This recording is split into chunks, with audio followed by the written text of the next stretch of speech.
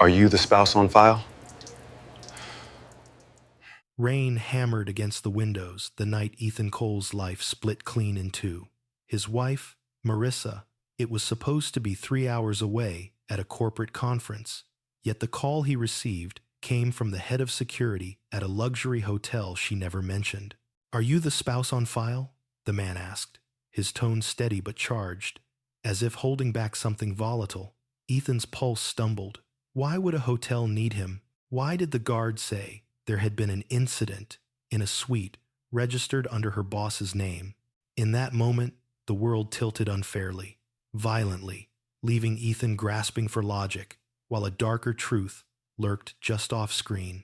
He didn't know it yet, but this call was the doorway to a story far bigger, far uglier than infidelity alone. Comment your city and local time, and subscribe for more cinematic stories like this. Tell me, where are you watching from? And what time is it right now? And if you're new here, don't forget to subscribe for more stories like this. Ethan Cole had always believed marriages unraveled slowly, thread by thread, gesture by gesture, until one day, the fabric simply gave way. He never imagined his would snap in a single night, with a single phone call, spoken by a man who had never once met him. But long before that call from the Harbor Crest Hotel, the quiet decay had already begun. Years earlier, when Ethan first met Marissa Lane, he was struck by how brightly she moved through the world. She was ambition wrapped in elegance, the kind of woman who could turn a room with a single glance. Ethan, by contrast, lived softly measured steps, thoughtful pauses, a man content with steady progress rather than meteoric rise. Their differences felt magnetic at first. She elevated him, he grounded her, or so he thought. Back then, their tiny apartment near Capitol Hill felt like the start of something legendary. She studied consulting and management. He followed his passion for urban community planning. Money was tight, but they made jokes out of it. Living on late-night ramen and whispered promises about the life they would build, Marissa used to touch his cheek and say she loved how patient he was, how safe he felt. Ethan, in turn, loved that she burned for things: achievement, recognition, possibility. He admired it even when it scared him. But as the years pressed on, their trajectories began to pull in different directions. Marissa quickly rose at Northbridge Consulting, catching the attention of her department's senior partner, Leonard Briggs. He was known for shaping promising juniors into high-value assets, those who could handle elite clients, confidential deals, and high-pressure negotiations. People whispered that mentorship under Leonard was a golden ticket. They also whispered other things, that he blurred lines, that his protégés always seemed unusually loyal, that relationships formed under him often hid more than they revealed. Ethan didn't listen to whispers then. He didn't want to be a jealous man. Jealousy felt primitive, beneath him, and Marissa always dismissed Leonard's reputation with a scoff. "He's just intense," she would say. "You know how powerful people get. They want everything perfect." Perfect. That word began to follow them everywhere. Soon, Marissa's job was no longer just demanding, it was consuming.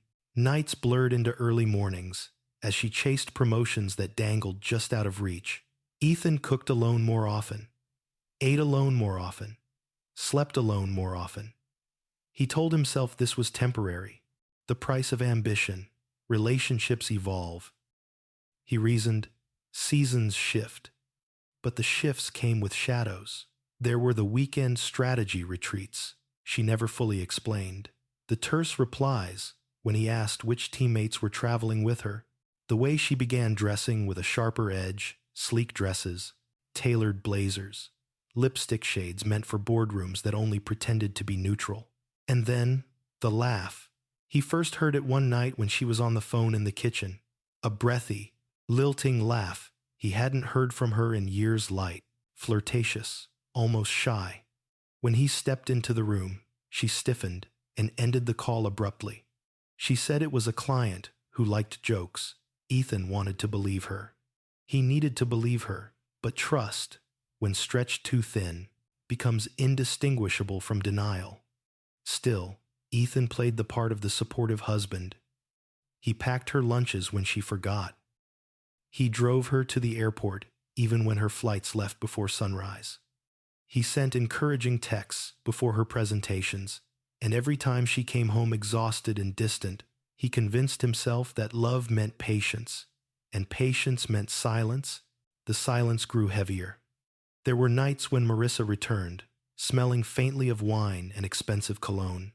She said it came from crowded networking mixers. Ethan nodded. Of course, networking. This is what high performers do. They mingle, they drink, they stay late. But in the quiet corners of his mind, something small and sharp began to form. Then came the conference season, that string of events Marissa insisted were essential for her promotion. She had been particularly excited about this final one, calling it the turning point. She told Ethan she'd be gone for 3 days with her entire team, staying somewhere outside the city. A resort, she said, though she never gave him the name. She packed carefully, choosing outfits that looked more like evening wear than professional attire.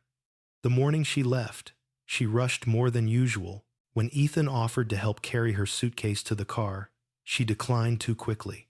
Something in her eyes, not fear, not guilt, but avoidance, hit him like cold water.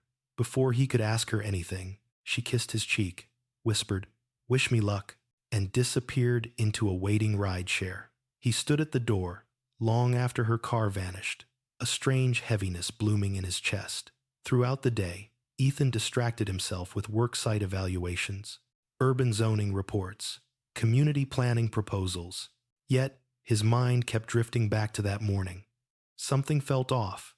He hated that he felt it. Doubt tasted sour, corrosive. He had never been a man wired for suspicion. But the moment that truly unsettled him came at 4:17 p.m. Marissa texted him a quick message. "Day's going great. Settling in. Talk tonight." But above that, from the notification preview he glimpsed by accident, he'd seen a previous message she received. "Room 1708 is perfect. He'll never." Before the notification closed, he'd asked her about it. She laughed far too loudly and claimed it was an autocorrect glitch from a coworker. The explanation didn't land, but Ethan told himself not to make stories out of scraps. Everyone deserves the benefit of the doubt. The truth was, Ethan feared the answer more than he feared the doubt. Late in the evening, he set aside his laptop and tried to relax. He warmed leftovers, took a long shower, attempted to read. But the quiet of the apartment pressed on him in a way it never had before. He checked the time, 8:41 p.m., and wondered why Marissa hadn't called as promised. When the phone finally rang, he expected her voice, breathless with apologies or excuses. Instead, he heard a steady, professional tone. "Good evening. Is this Mr. Ethan Cole?" The caller identified himself as Damien Holt, head of security at the Harbor Crest Hotel. Ethan had never heard of the place. Damien asked if Ethan was the spouse listed on a suite reservation under his wife's name. Ethan's mind blanked. Reservation, suite, Harbor Crest, conference. None of it aligned with anything. Marissa told him. Damien spoke with deliberate calm, but beneath it was tension, like someone handling an object that might explode. He said there had been a situation involving Marissa and that the hotel needed Ethan on site to confirm some details. Urgently, he added.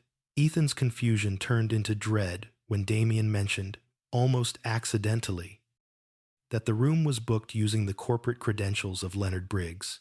Leonard, her boss. Ethan sat frozen for a full 5 seconds, his breath refusing to cooperate. He asked Damien what kind of situation required a husband to be called. Damien hesitated. "Sir, it will be easier if you come.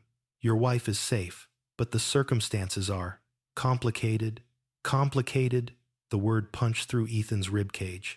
He grabbed his keys, barely remembering to lock the door behind him. Rain lashed against the pavement as he hurried to his car. The city lights blurred through the windshield as he sped toward Harbor Crest. Each passing mile tightened the knot in his chest. Something had gone terribly wrong. and Ethan, for the first time in years, and was terrified of the truth, waiting for him. The streets of Seattle blurred beneath Ethan's headlights, slick with rain that turned the city into a watercolor of neon and shadow. His hands tightened on the steering wheel as he replayed every word from the hotel security chief. There was no universe where Damian Holt should know his name. No world in which his wife, away at a team conference, would be anywhere near the Harbor Crest Hotel, one of the city's most expensive business lodgings, reserved for executives with corporate accounts and black card privileges, and certainly not sharing a suite booked under the credentials of her boss. Ethan's heart battered against his ribs with each turn he made. He whispered to himself that there had to be an explanation, something mundane and innocent. Maybe the team got upgraded, maybe they switched venues, maybe Leonard booked rooms for all employees under his account. But even as he formed the excuses, they felt like threads snapping in his hands. The rain intensified, drumming on the windshield with frantic urgency. Ethan flicked on the wipers, their rhythmic motion, the only stable thing in a world that suddenly felt hostile and crooked. He reached a red light and forced himself to breathe. The moment he exhaled, his phone buzzed again, this time with a notification that made his stomach drop. It was from their shared phone carrier app, the one they used to monitor usage. A list of recent calls appeared automatically. Marissa had made 6 outgoing calls that afternoon to a number Ethan didn't recognize. A number pinging from the same block as the Harbor Crest Hotel. His thumb hovered over the contact info. He didn't call it because he was afraid of who might pick up. The light turned green. Ethan pressed down on the gas. He turned onto Harbor Avenue, where the hotel rose like a glass monolith against the storm. Gentle amber lighting glowed through its facade, reflecting on the wet pavement like molten gold. Wealth, power, secrecy. The building radiated all three. It stood utterly indifferent to the lives unraveling within its walls. Ethan pulled up to the valet zone and stepped out. Cold rain slapped his face, soaking through his jacket in seconds. A valet approached, but before Ethan could say anything, a tall man with an earpiece and a sharp, controlled gait strode toward him. "Mr. Cole," he asked. Ethan nodded. His throat felt too tight for speech.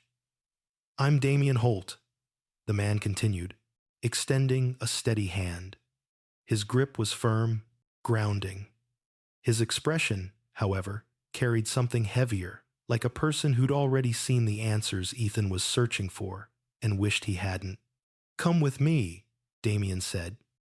"We should talk in private." Inside, the lobby of the Harbor Crest gleamed with marble floors and warm lighting, but the elegance only deepened Ethan's unease. He felt out of place, like an intruder in a story he hadn't been invited into.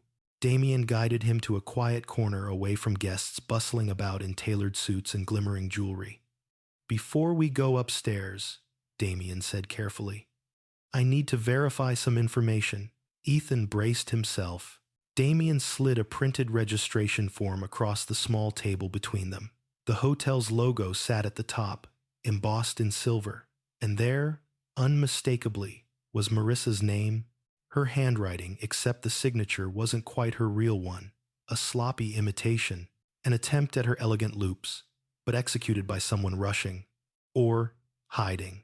"She checked in at 12:43 p.m., Damian said, "alone." The words ricocheted through Ethan's chest. "She registered using a corporate account tied to a man named Leonard Briggs," Damian continued. "Is that someone you know?" Ethan could barely force out the word. "Yes," Damian nodded slowly, as though confirming something he already suspected. "I understand this is difficult, but there were noise complaints from that suite this evening. Multiple guests reported shouting. Given the nature of the room and the names involved, our protocol required contacting next of kin unless the situation clarified itself." Shouting. In a private suite, booked under her boss's account, Ethan swallowed, trying to gather the fragments of his understanding into something coherent. "Is she hurt?" Damian's eyes softened slightly. "She's shaken. That's why I need you to see what we saw, before the police ask questions." Ethan's pulse spiked. Police. Damien didn't elaborate. Instead, he gestured for Ethan to follow. They passed through a discreet hallway and into a restricted area marked Employees Only. A coded door opened into a dimly lit command center where dozens of screens displayed live footage from hallways, lobbies, elevators. Damien moved with quiet precision, scrolling through files until he landed on a time-stamped video. He paused, giving Ethan a moment. "Are you sure you're ready?" Damien asked. No, Ethan wasn't ready for any of this, but he nodded anyway. Damien pressed play. The footage showed the lobby earlier that afternoon. Marissa appeared, hair smooth, makeup immaculate, wearing a fitted cream blazer Ethan had never seen before. She walked with a confidence he almost didn't recognize, suitcase rolling neatly behind her. She wasn't with anyone. No team, no colleagues, no signs of a conference. Ethan leaned closer, breath caught in his throat. The video continued. 2 minutes later, Leonard Briggs entered the frame, smiling, relaxed, wearing a tailored charcoal suit. He approached Marissa with the kind of familiarity that stripped away any doubt. He placed a hand near her lower back, not touching it first, but hovering, like someone accustomed to the gesture. They spoke. Marissa laughed at something he said, a warm, unrestrained laugh, the kind she no longer used at home. Then they stepped into the elevator together. Damien switched to the elevator camera footage. Ethan watched, spellbound and horrified, as Marissa and Leonard stood too close. Not accidentally, not professionally intimately. At one point, Marissa tucked her hair behind her ear, glancing up at him with a softness Ethan hadn't seen directed at him in years. As the elevator doors closed, Leonard rested his hand briefly on her waist. Ethan felt his stomach twist violently. He instinctively reached for the screen, as if he could stop the moment, rewind their marriage, undo everything that had led them here. Damien stopped the video. "Mr. Cole," he said carefully, "your wife told us there was a full team conference happening off-site, but no such conference was registered with us, and she arrived alone, without any corporate event documentation."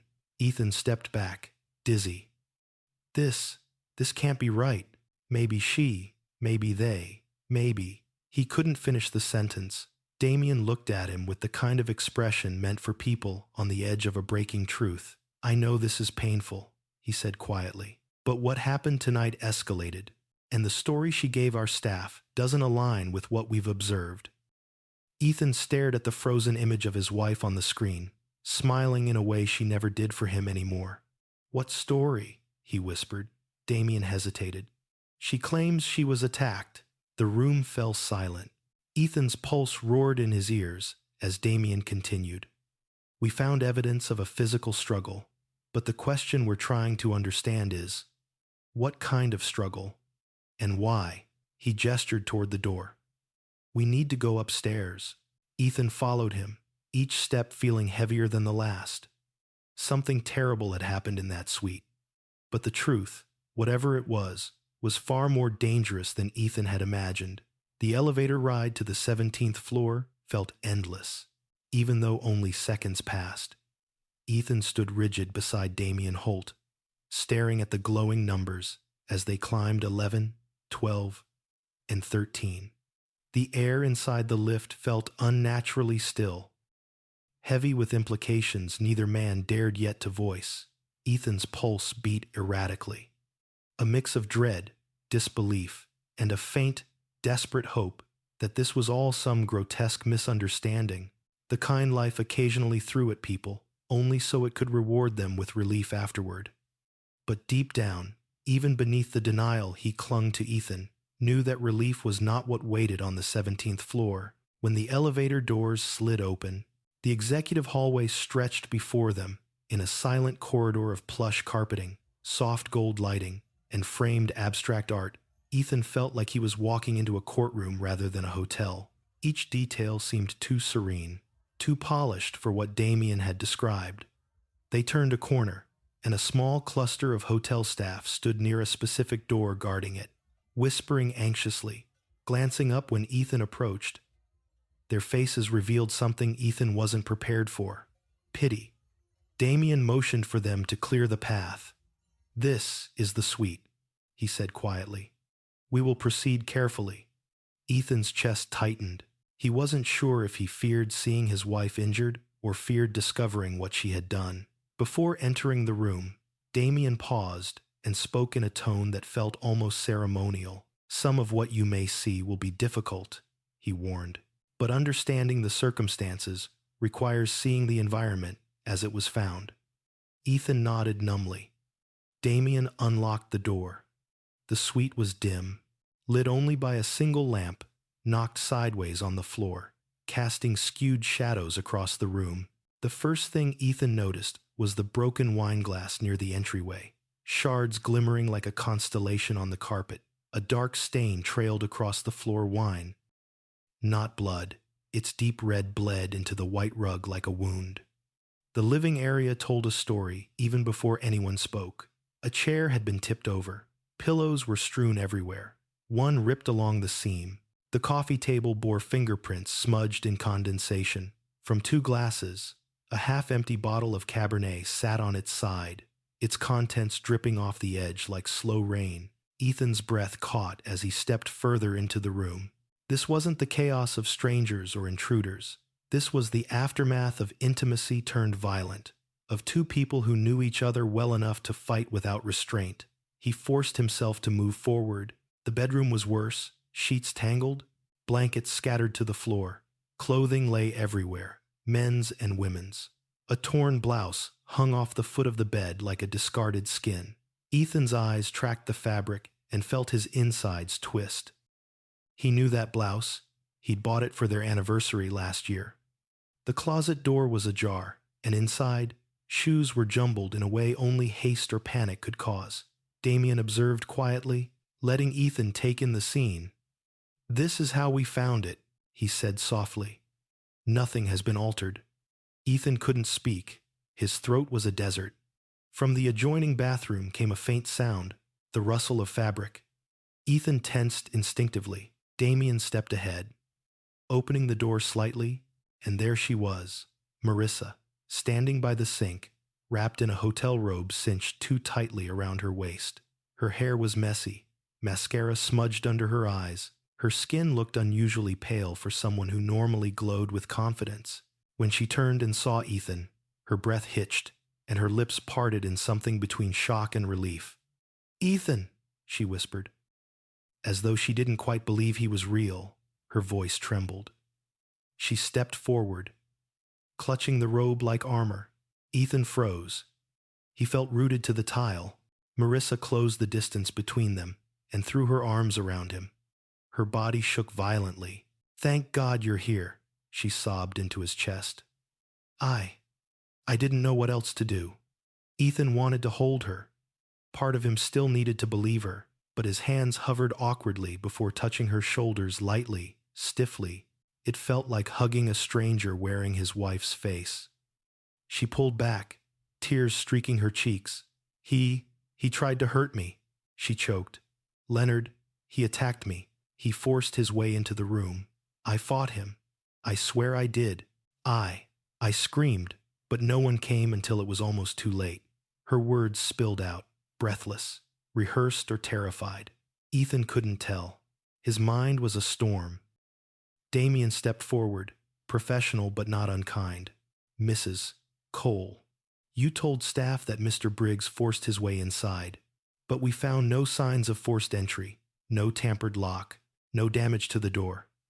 Marissa stiffened, her eyes darting quickly to Ethan, then back to Damien. He must have taken my keycard earlier," she insisted. "I didn't even notice it was missing. He was drunk. He was aggressive. He said things, horrible things.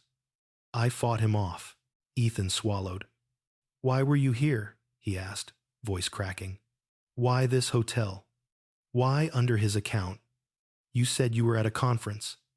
Marissa blinked rapidly. I didn't want to worry you," she said. "Leonard changed the plans last minute. He said the team needed to meet here instead. I was just following orders. You know how demanding he is." Damien's brow twitched almost imperceptibly, as though biting back an objection. And the room, Ethan pressed. Why are you in a suite with him? Why all of this? Marissa's tears intensified. He insisted, she cried. He threatened my job. He said he wanted to mentor me privately. I didn't have a choice. I felt cornered. I was scared. The words were all the right ones. Too right. Damien cleared his throat gently. Mrs. Cole, when security arrived, Mr. Briggs was already leaving the room. He claimed the altercation was mutual, not an attack. He said you had been drinking together? Marissa shook her head furiously. He's lying. He's trying to protect himself. Ethan stared at her, at the panic in her eyes, the tremor in her hands. He wanted to take her side. He wanted to be the man who protected his wife no matter what. But something didn't fit, something about the missing conference. The laughter in the elevator footage. The unfamiliar clothes laid out across the bed. The registration under Leonard's account. The message about room 1708. The wine glasses, too, equally poured. Marissa, Ethan said quietly, were you drinking with him? She shook her head too quickly. No, of course not. He poured the wine without asking. I didn't want it. I pushed it away. Ethan remembered the wine bottle on its side. 2 glasses, 1 lipstick stain, 1 untouched. Damien seemed to recognize the same discrepancy. Our staff reported the glasses were both warm when found, he said. As though they had been handled repeatedly, Marissa's eyes hardened for a split second before softening again. Are you accusing me of something? I'm the victim here. The room fell into heavy silence. Then a knock sounded from the suite door. Damien opened it slightly. A uniformed officer stood outside. We're ready to take statements, he said. Marissa clutched Ethan's arm. Please, she whispered desperately. You have to believe me. Ethan looked into her eyes he had trusted for years. He didn't answer, because he no longer knew what believing her even meant. The suite felt smaller once the officer stepped inside, as though the walls themselves leaned closer. Listening, Ethan stood there, caught in a strange limbo, drawn to Marissa's trembling figure, yet repelled by the inconsistencies swirling around her. Damien remained near the door, arms folded behind his back, projecting calm professionalism, while his eyes tracked every detail with clinical precision. Mr. Cole, the officer said gently, we'll need everyone's statements, but first, Mr. Holt will brief you on why we contacted you. Damien inclined his head in acknowledgement. Yes. There were multiple reports from nearby rooms. Loud noises, shouting. He looked directly at Ethan. We take incidents in executive suites very seriously, given the elevated privacy expectations for our guests. The choice of words elevated privacy landed heavily. Marissa wrapped her arms around herself. It wasn't shouting, she said shakily. I was screaming for help.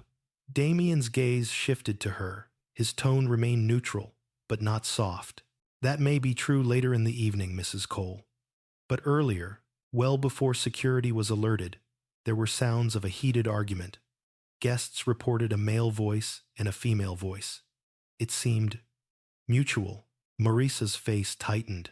I told you I was trying to stop him. Damien didn't argue. He simply stepped aside to let the officer in further. Mrs. Cole, the officer said carefully, we'll take your full account. For now, we need Mr. Cole. To understand why he was called, this suite is listed under your shared marital information. He turned to Ethan. And there are items in the room that belong to you. Ethan frowned. Items? Damien walked over to the desk near the window. He lifted a small leather-bound notebook, Ethan's notebook, the one he kept on the kitchen counter, where he'd scribble reminders, shopping lists, or ideas for community projects. He hadn't taken it anywhere in weeks. Yet here it was on a hotel desk in a suite his wife claimed she had been forced into. A cold ripple moved through him. Marissa let out a sharp breath. I packed it on accident, she said quickly. I was rushing. I didn't even realize it was in my bag. Ethan stared at her. The lie, if it was a lie, was too clean, too fast. The officer continued. Combined with the registration under your name and the emergency contact information matching yours, we needed to notify you, especially because, he paused, choosing his next words carefully, because at one point it sounded like someone might have been injured. Ethan swallowed. Was someone injured? The officer exchanged a brief glance with Damien. Not seriously, but there are marks.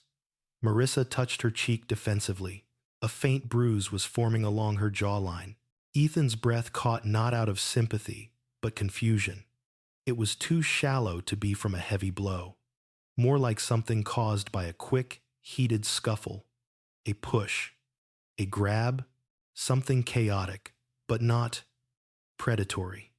He hated himself for analyzing it, hated that part of him doubted her at all. Damien stepped forward. Mr. Cole, I'd like to show you something else before you give your statement. Marissa stiffened. What? Why him? Why can't you show me? Damien's expression remained calm, but his posture sharpened. Mrs. Cole, given the conflicting accounts, we are required to present evidence in an impartial manner. Mr. Cole has the legal right to understand the full situation. I'm the victim here, Marissa cried. Shouldn't you be protecting me, instead of interrogating me? No one had used the word interrogate, except her. The officer cleared his throat. Mrs. Cole, please understand our job is to gather facts, nothing more. Damien nodded to Ethan. Please follow me. Ethan hesitated. He looked at Marissa, her eyes wide, glassy, pleading.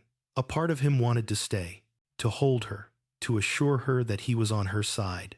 But another part, a newer, quieter part, pulled him after Damien. The moment the hallway door closed behind them, silence wrapped around the two men. Damien walked a short distance, stopping near an alcove where two cleaning carts were stored. His voice lowered. I need you to see the environment outside the suite as well. Ethan blinked. Outside? Well.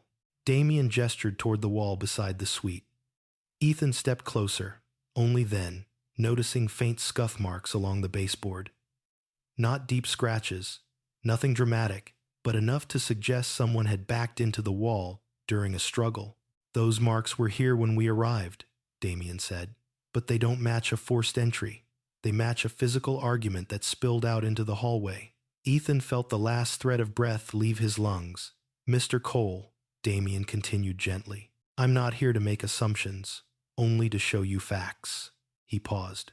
Inside the room, we found two wine glasses, both with fingerprints, one with what appears to be a lipstick transfer. Ethan already knew which one. He'd seen it in the suite. We also found a dinner receipt for two, Damien added. Ordered to the room at 7:24. Ethan closed his eyes briefly. The timeline unspooled with cruel clarity. Your wife says she pushed him away, Damien said quietly. I don't doubt something occurred. But earlier in the evening, they were together willingly. Ethan leaned on the wall, his breath uneven. Why are you telling me all this? Damien studied him for a long moment. Because I've seen many situations like this, he said. People panic. They lie. They protect their careers. Sometimes they weaponize the truth in ways that hurt innocent people.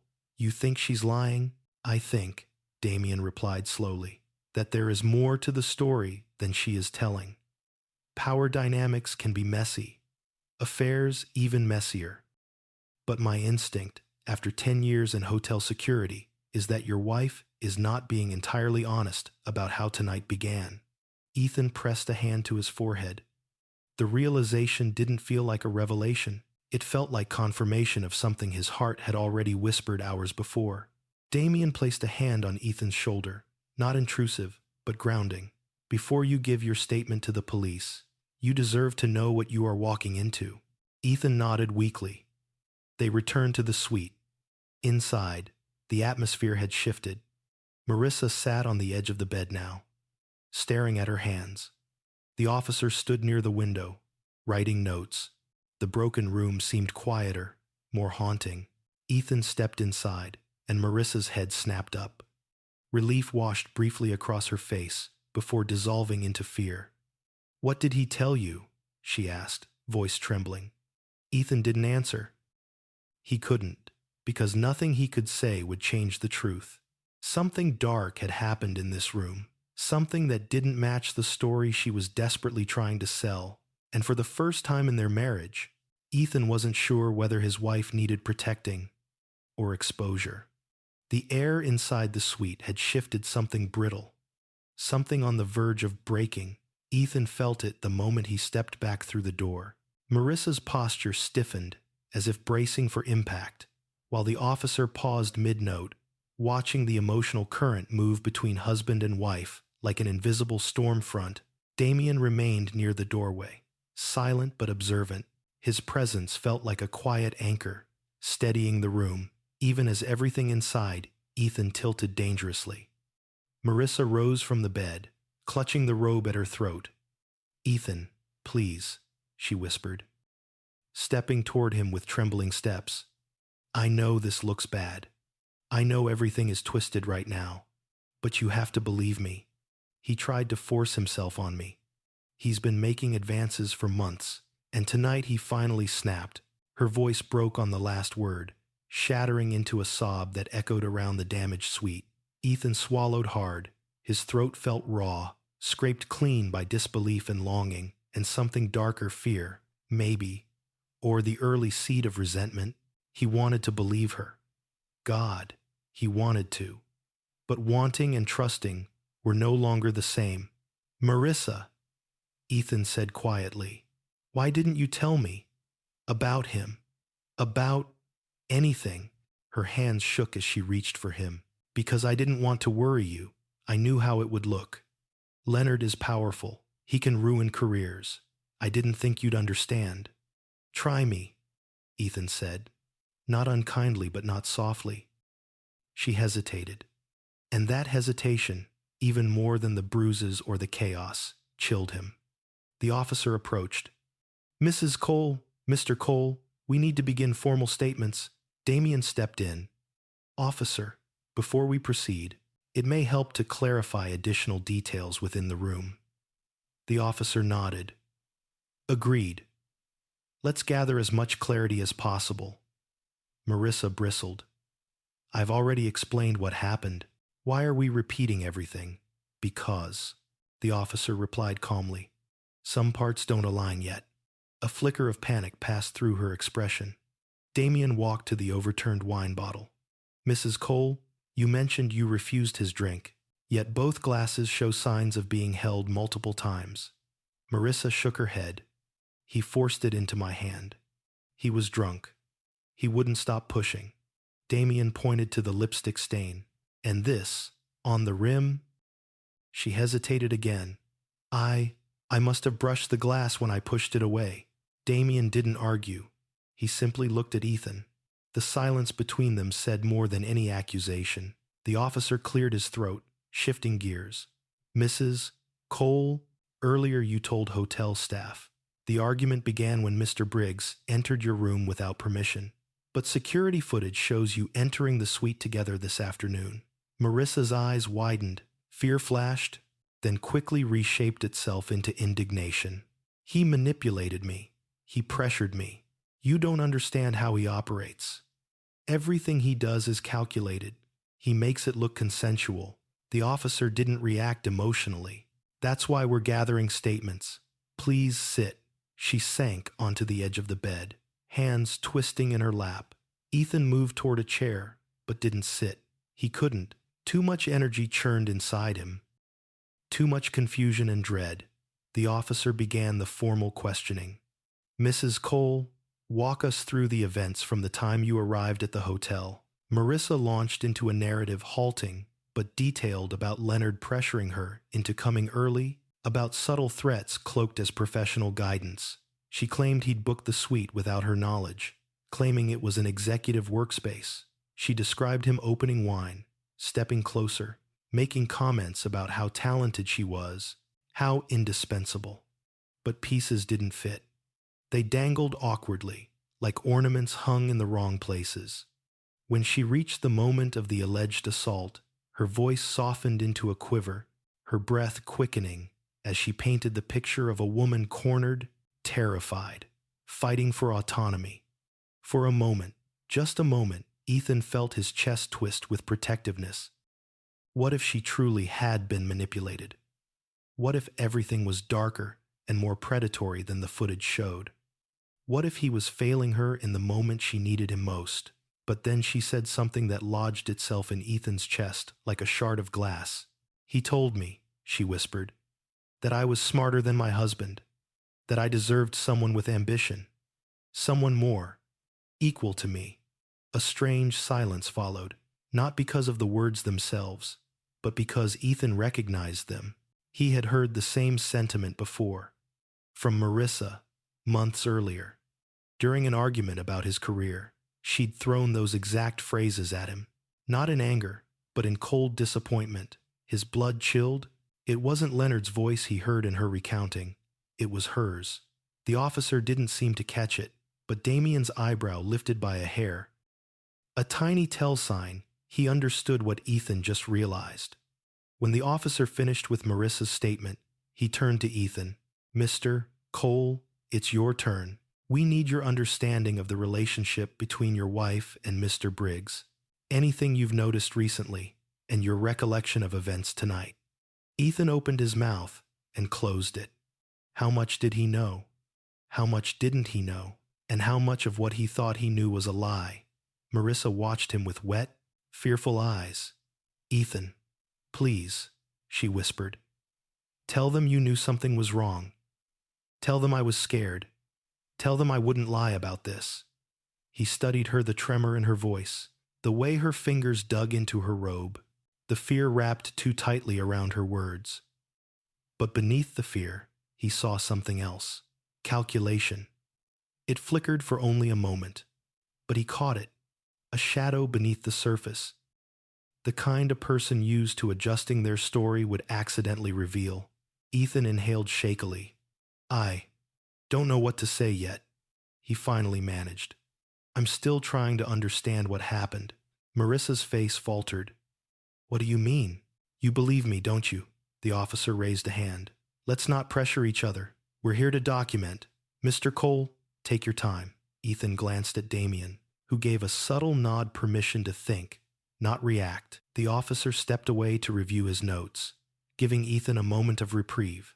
Damien approached him quietly. Mr. Cole, Damien murmured, so only Ethan could hear. There's something else you need to know before making a statement. Ethan stiffened. What? We interviewed Mr. Briggs, Damien whispered. His story contradicts your wife's entirely. But more importantly, he claims the argument began because she asked him to keep a promise he didn't intend to honor. What promise? Damien's expression darkened. He wouldn't say, but he implied it was personal, not professional. A hollow ache spread through Ethan's chest. What does that mean?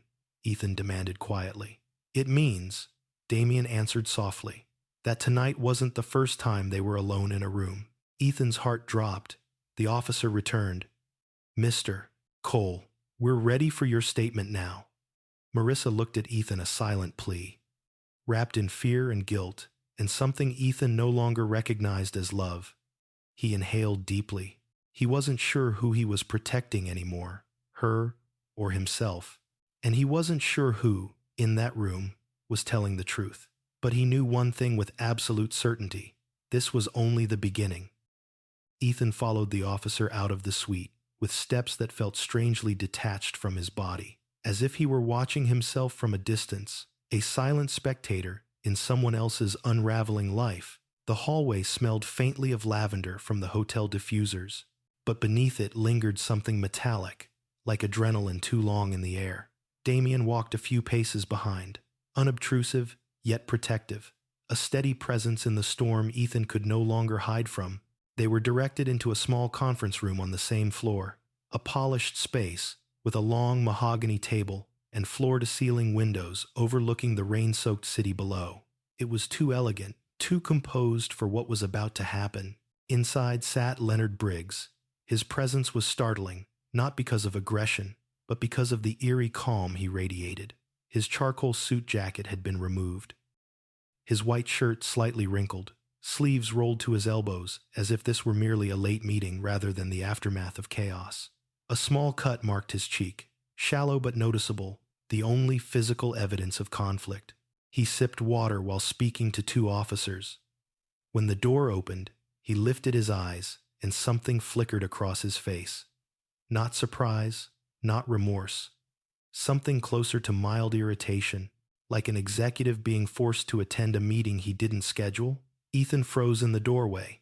Leonard's expression shifted again, this time into something smoother, perfectly controlled. "Mr. Cole," he said, voice soft, polished, disturbingly warm. "I'm sorry you were dragged into this." The officer gestured for Ethan to sit on the opposite side of the room. There would be no cross-questioning, only observation. But the proximity was enough to send a jolt of nausea through him. The second officer addressed Leonard. "Mr. Briggs, please continue your statement from where you left off." Leonard leaned back in his chair, folding his hands neatly on the table. "As I mentioned earlier, this entire situation is a misunderstanding blown wildly out of proportion." He glanced at Ethan again, as if expecting sympathy. "Marissa has been under a lot of stress. She reacts emotionally. Tonight simply escalated." Ethan's jaw tightened. "Let's be clear," one officer said firmly. "Did you or did you not engage in a physical altercation with Mrs. Cole?" Leonard sighed, a performative gesture of exhaustion. "We had an argument, nothing more. She was upset. Things got heated. She struck me." He motioned to the cut on his cheek. "I didn't retaliate. I stepped away." "Did you force yourself on her in any way?" the officer pressed. "No." Leonard's tone sharpened, still soft, but with steel beneath it. "Anything that occurred between us before the argument was consensual." The word hit Ethan like a blow. Leonard continued. "This wasn't an assault. This wasn't coercion. This was a disagreement between two adults involved in a private matter." The officer raised an eyebrow.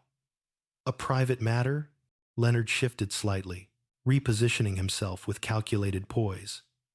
"I'm not here to expose anyone or ruin lives," he said, voice dripping with false magnanimity.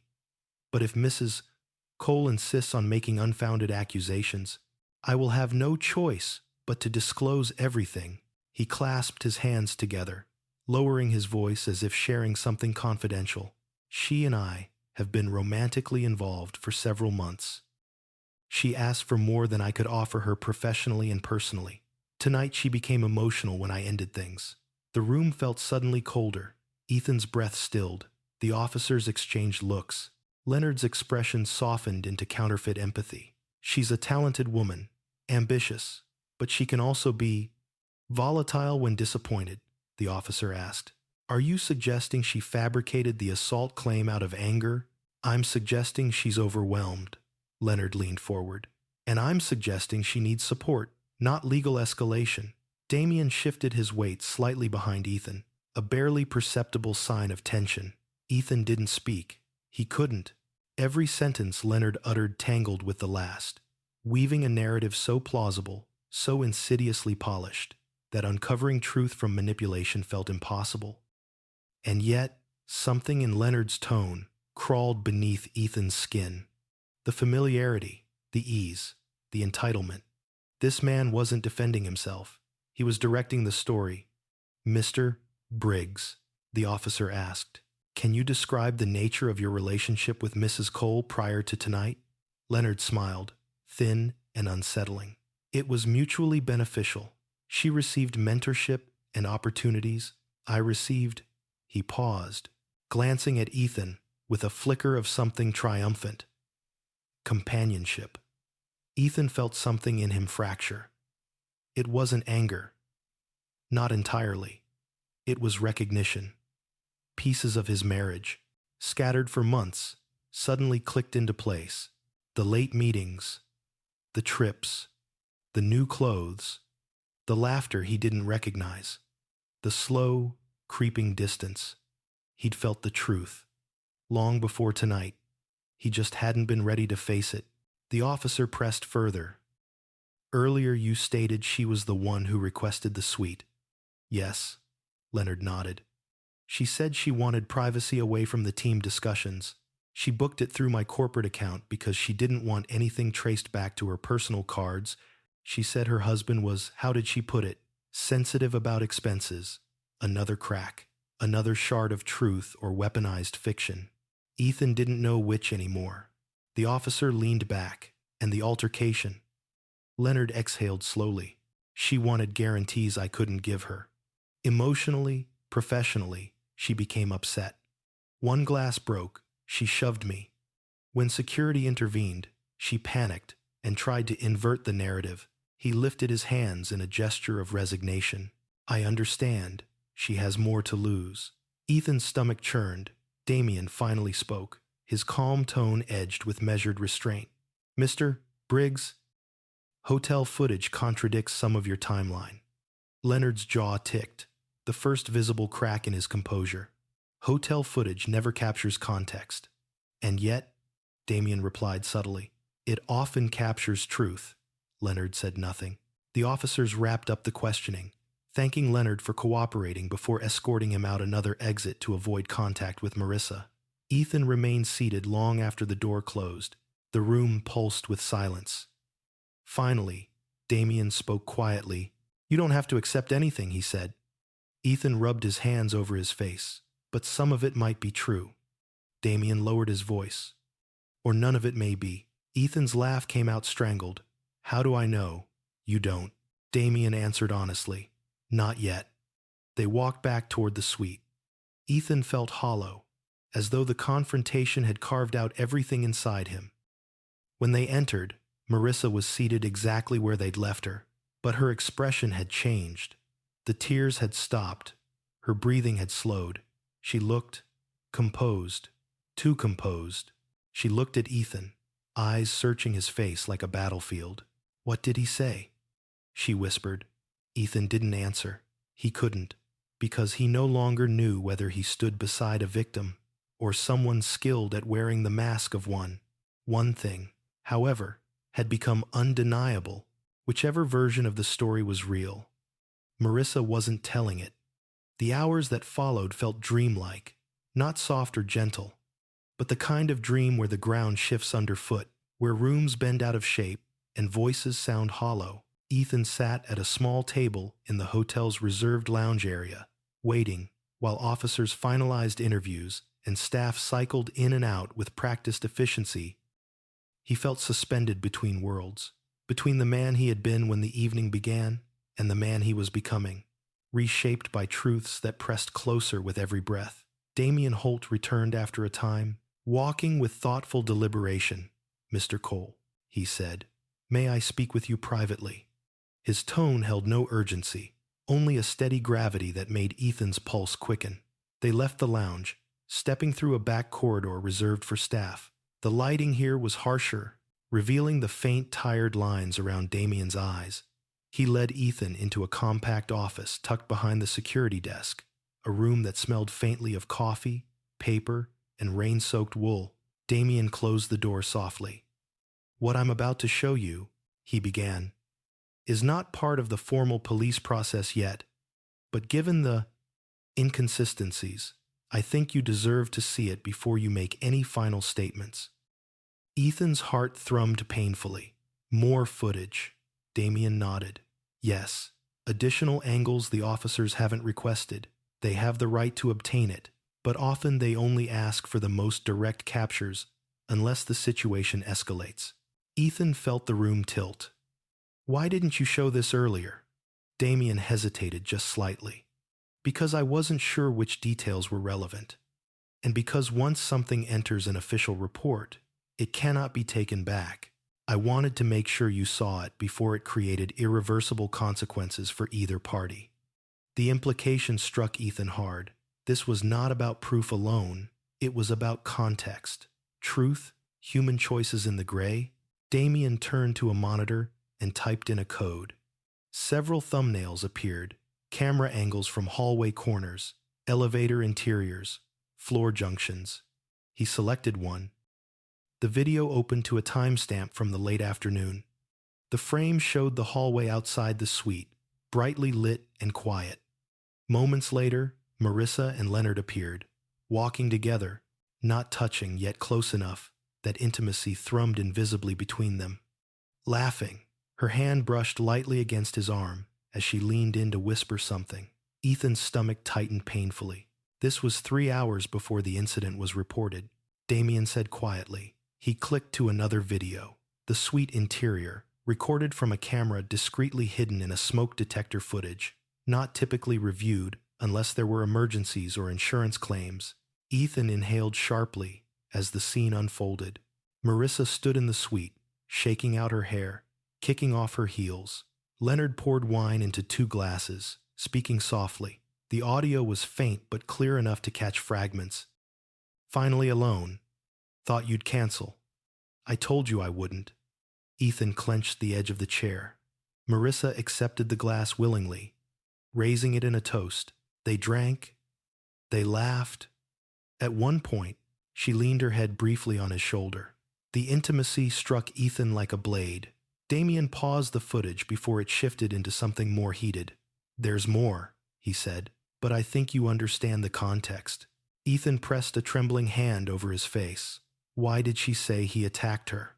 Damien exhaled slowly. People rewrite events when they fear consequences. When a relationship, professional or personal, collapses under pressure, the instinct to protect oneself can override accuracy. Sometimes the truth gets reshaped into the version that feels safest. Ethan looked up sharply. Are you saying she lied? I'm saying, Damien replied gently but firmly, that the beginning of the evening does not support her narrative. The end, however. His jaw tightened. Their argument was real.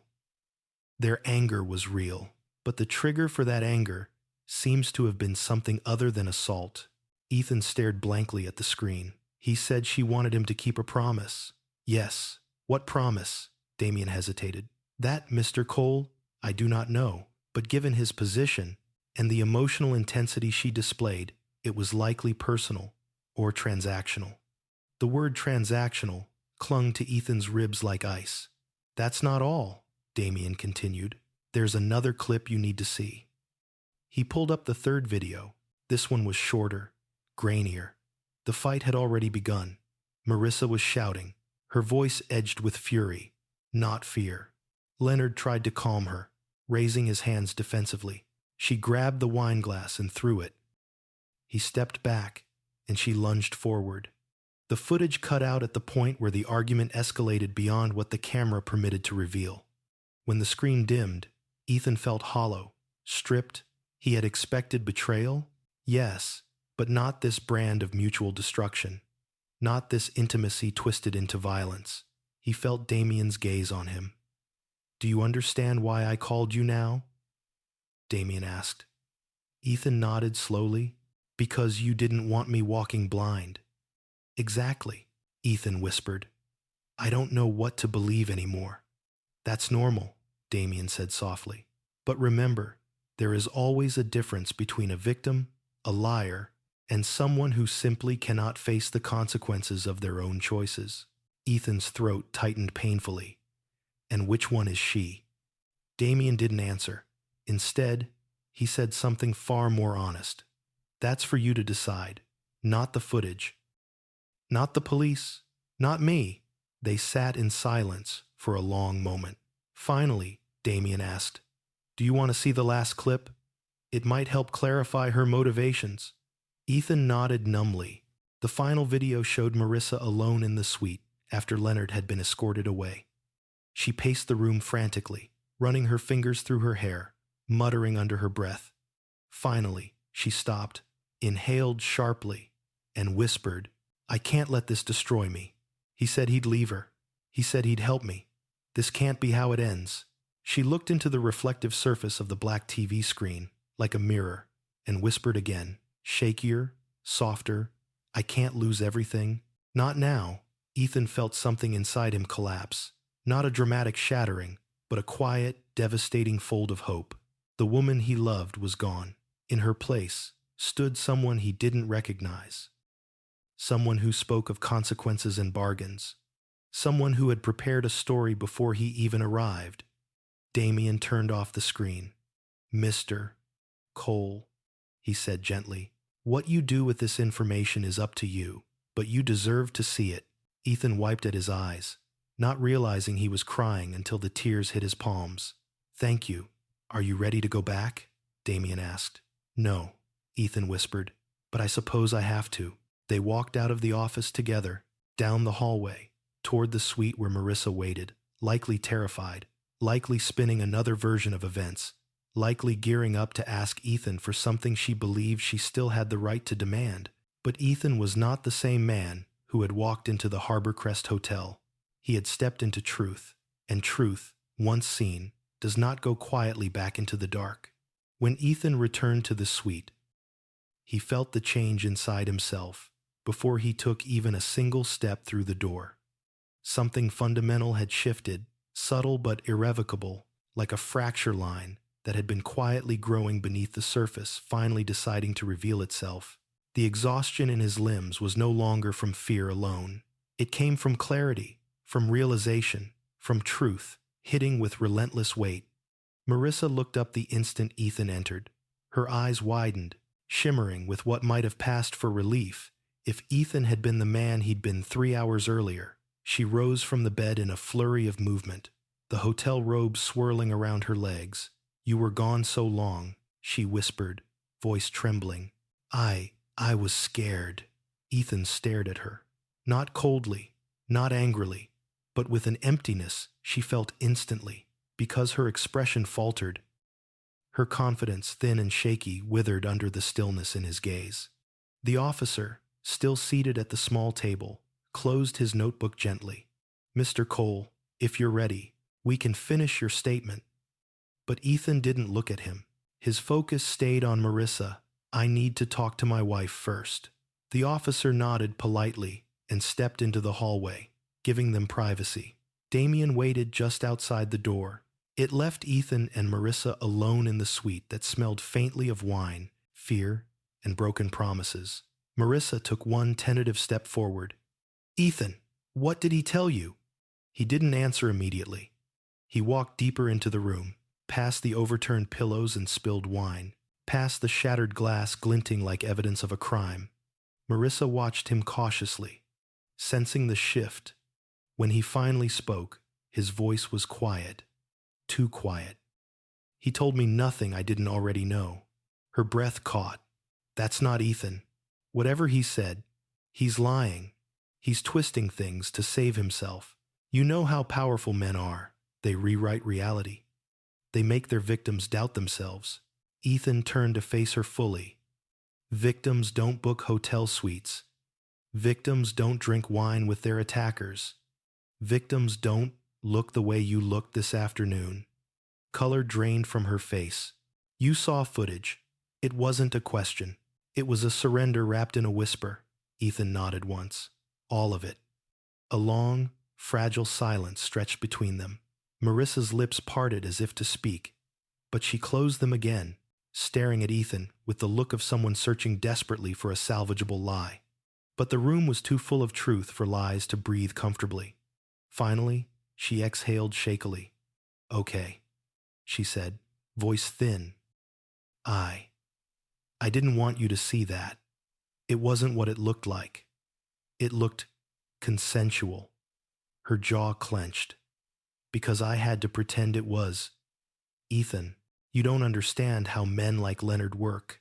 They groom you, they build you up, make you feel valued, then twist it. He promised to help me, promised things that would change my entire career. And then when he tried to take it further, I panicked." "You kissed him," Ethan said quietly. "You laughed with him. You touched him. You let him touch you." Her nostrils flared. "You think I wanted this. You think I would betray you like that. You did." The words landed like a strike. Sharp, unavoidable. Marissa stepped backward as though physically hit. Her voice rose. "You're taking his side." "I'm taking the side of reality," Ethan answered. Her composure cracked. Fear flashed across her features, quickly followed by a desperate anger. So that's it. I get attacked by a man with power over my entire career, and my own husband refuses to believe me. Stop, Ethan said sharply, and the room froze. Stop using the word attack like a shield. I saw what happened before the fight. It wasn't assault, it was a relationship. A relationship, she spat. You think I had a relationship with him? Ethan, he used me. Yes, Ethan said quietly, but not the way you're pretending. She faltered again because she knew he was right. He stepped closer, not in anger but in weary truth. He used you for what you offered, and you used him for what he promised. That's not assault. That's betrayal. Her entire face twisted not with guilt, but with something far uglier, resentment. You have no idea what it's like, she hissed, to work as hard as I have. To be surrounded by people who have connections, power, influence, and to know you'll never get those opportunities unless someone opens a door for you. Leonard opened doors. He made things possible. And in return, Ethan asked softly. Silence pressed in. Marissa looked away. In return, he wanted something from me. And you gave it to him. Ethan finished. Her jaw tightened until it trembled. I did what I had to do for my career. There it was. The truth raw, bitter, unapologetic. Ethan closed his eyes for a moment. Not because he was angry, but because the realization hurt in a way he hadn't anticipated. It wasn't the affair alone. It was the priority, the choice, the deliberate betrayal dressed as necessity. When he opened his eyes again, Marissa's expression had changed once more, slipping into something calculated, measured. The desperation had cooled into strategy. I didn't want him, she said more softly now. I wanted security, stability. I wanted a future better than the one we were heading toward. You're good, Ethan, but you're not ambitious. You're not assertive. You don't push for more. He felt the words like cuts, blunt and slow. Marissa stepped closer again. I was scared. Scared of being stuck. Scared of becoming invisible. He made me feel powerful. And I didn't. She hesitated. No, the truth, unfiltered, settled between them with suffocating weight. Ethan finally sat, sinking into a chair near the window. His voice was almost a whisper. You told me he attacked you. You told me you fought him off. Marissa swallowed. I panicked when security came. I was angry. I was hurt. And I knew if the story got out, I'd lose everything. I needed to frame it differently. So, you lied. I adjusted the truth. Adjusted? Ethan repeated, unable to hide the quiet disbelief. Adjusted. Her eyes hardened. I'm trying to survive, Ethan. You have no idea what it takes for someone like me, in a company like mine. One rumor, one mistake, and I'm done. Ethan let the silence respond for him. Marissa's voice broke. Please, please don't let them destroy me. If you stand by my side, even quietly, they'll believe me. They'll think I was manipulated. You don't have to defend me. Just don't contradict me. There it was. The request he knew was coming. Not for forgiveness, not for love, not for honesty, but for cover, for survival, for protection from consequences she created. Ethan stood slowly, feeling the full weight of the moment. Marissa, I can't lie for you. Her expression snapped into fury. So you'll ruin me over one mistake. This isn't one mistake, Ethan said. This is months of lies. This is betrayal dressed as ambition. This is choosing someone else every day and pretending you were doing it for us. She shook her head violently. You're weak. You've always been weak. That's why I had to look elsewhere for someone who could actually help me. The words finally hit something inside. Ethan. Not anger, not bitterness, but clarity. He took a breath, steady, clean, final. I'm done. Marissa. Her face froze. What? I'll give the officers the truth. All of it. What I know, what I saw, what I was shown. I won't protect him, but I won't protect you either. Her mouth parted, then closed. Anger warred with fear in her eyes. You'll regret this, she whispered. Maybe, Ethan said, but at least it will be honest. At that moment, the officer returned, gently knocking before entering. Mr. Cole, we're ready for your statement now, Ethan nodded. Stepping away from Marissa without looking back, she didn't call after him. She didn't cry. She didn't beg. She simply watched him go. And in her eyes, he finally saw it clearly. Not love, not remorse, only fear of losing the life she had tried to build on lies. And Ethan realized he had already lost her long before tonight. Ethan had rehearsed the truth 1,000 times in his head as he followed the officer down the muted, carpeted hallway, each version steady, measured, rational. But the moment he sat in the small interview room, its walls a washed-out beige, its table too polished, too reflective, he felt his composure tremble. The truth wasn't clean. It wasn't linear. It was jagged and emotional and humiliating. It was the story of a man who had trusted too much, loved too blindly, and ignored every instinct that had whispered warnings long before tonight.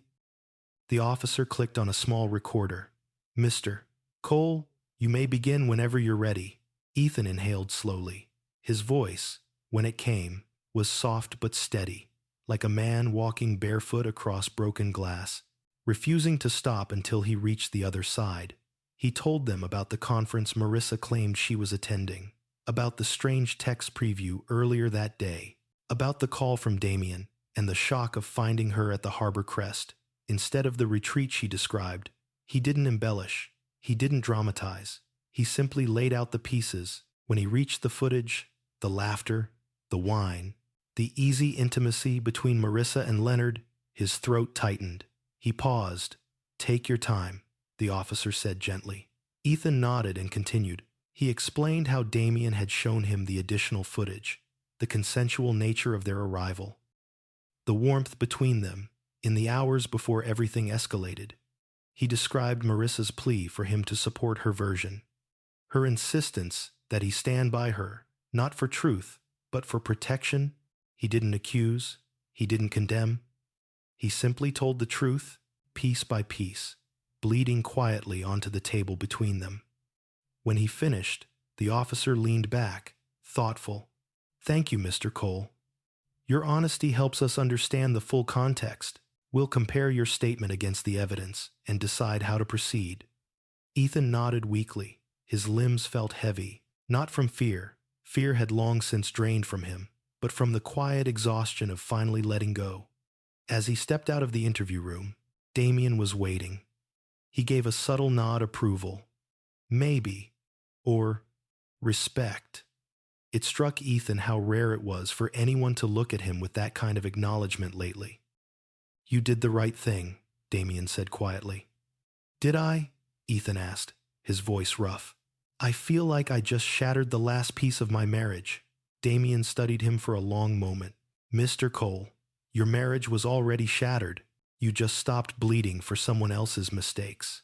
The words hit harder than Ethan expected. He wasn't sure if they hurt or healed. They returned to the main lobby, where the chaos of the night was beginning to dissolve. Officers murmured into radios. Staff whispered among themselves. Guests walked through the elegant space, unaware that a marriage had just crumbled upstairs. Marissa was seated on a lounge sofa, her posture rigid, her eyes locked on the glass doors, as if waiting for an escape route. When she spotted Ethan, she stood immediately. Ethan, she said, voice sharp with anxiety. We need to talk. In private. He didn't move toward her. She stepped closer. Please, don't do this in front of them. Do what? He asked quietly. Act like we're enemies. Ethan met her gaze with an expression she couldn't decipher. We are not enemies. Marissa, we're just not partners. Her face flickered hurt, anger, disbelief, all colliding. So that's it. You're throwing away 7 years because of one mistake? This wasn't one mistake. he replied. It was a pattern, and tonight was just the first time you were forced to face the consequences. She looked as though she had been slapped. Before she could respond, the officer approached. Mrs. Cole, we'll need you to wait here until we finalize the incident report. Mr. Briggs is being escorted out separately. Marissa's jaw clenched. So he gets to leave, just like that. For now, the officer said. This is still an active investigation. Both accounts will be reviewed. Marissa scoffed. Great. So his lawyers will spin it, and I'll look hysterical. The officer didn't respond. Ethan quietly walked away, needing distance, needing air. Outside the hotel, the rain had softened into a mist. Seattle's night skyline shimmered, wet pavement reflecting gold and blue lights like fractured glass. Ethan leaned against a column beneath the awning and let the cool air hit his face. His hands shook faintly, not from fear, but from release. He had been holding something inside himself for months, maybe years, pretending everything was fine, pretending he was fine, pretending his marriage was something more than a slow erosion. He didn't cry, he didn't yell, he simply breathed for the first time in a long time. A voice spoke behind him. It doesn't hit all at once, Damien said quietly. It's more like waves. The first knocks you off your feet, the next drags you under. But eventually, you learn to stand again. Ethan didn't turn immediately. When he did, his eyes were steady. How do you know that? Damien gave a faint, wry smile. You don't work in hotel security for 10 years without watching a few people break. That made Ethan huff a short, humorless laugh. You think I'm broken? No, Damien said. I think you're waking up. The mist settled softly around them, washing away remnants of tension from the night. Can I ask you something? Ethan said. Of course. If you were me, what would you do next? Damien exhaled. I'd go home, rest, breathe. Then I'd talk to a lawyer, and a therapist, and a good friend. Not because you need protection, but because you deserve support. Ethan nodded slowly.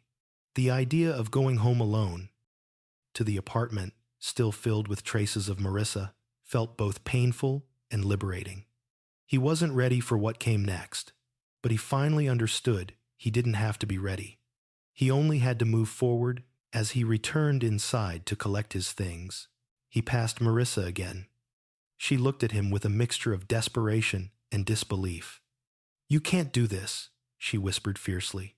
You can't leave me alone in this. Ethan paused, not cruel, not distant, just done. You weren't alone, he said softly. You chose someone else, over and over. And tonight, you asked me to choose a lie for you. I can't do that. Her eyes glistened, anger giving way to something more fragile. I thought you loved me. Ethan's voice broke around the truth. I did. He walked away before she could respond. Damien escorted him to the exit, offering one last nod of respect as Ethan stepped into the misty night, no longer the man who had driven to the harbor crest hours earlier, terrified of the truth. The truth had come, and he had survived it. But surviving was only the beginning. What came after the rebuilding, the reckoning, the healing? Ethan knew he would have to face one step at a time. Tonight wasn't his end. It was his awakening. The morning after the hotel incident arrived too quietly, too gently for the devastation it followed. Ethan woke on the couch in his apartment, his neck tight from sleeping in an unnatural position. His clothes still smelled faintly of rain and hotel air fresheners.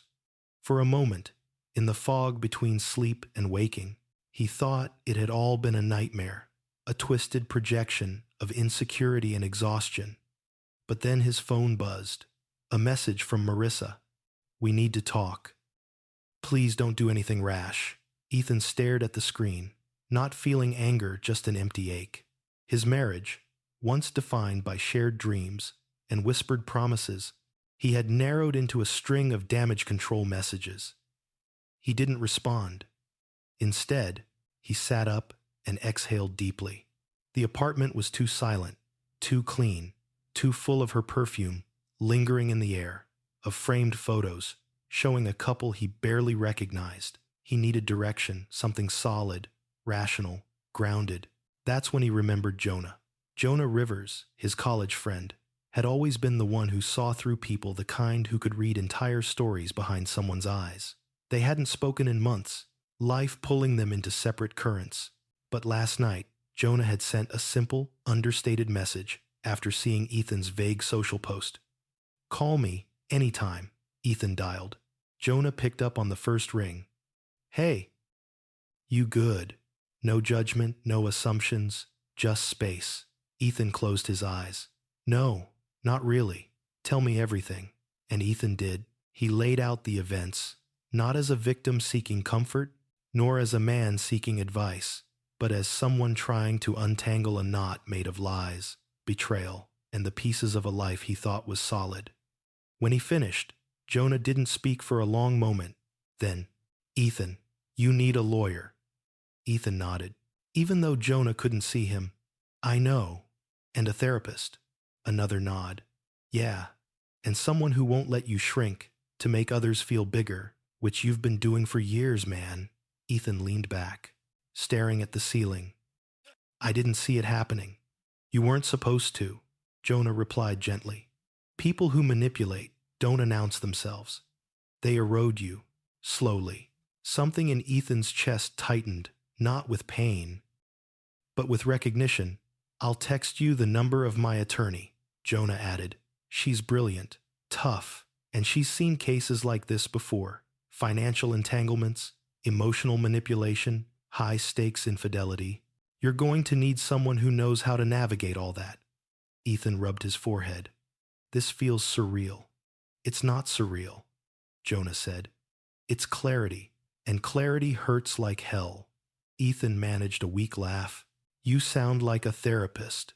I pay mine enough to be able to quote him convincingly."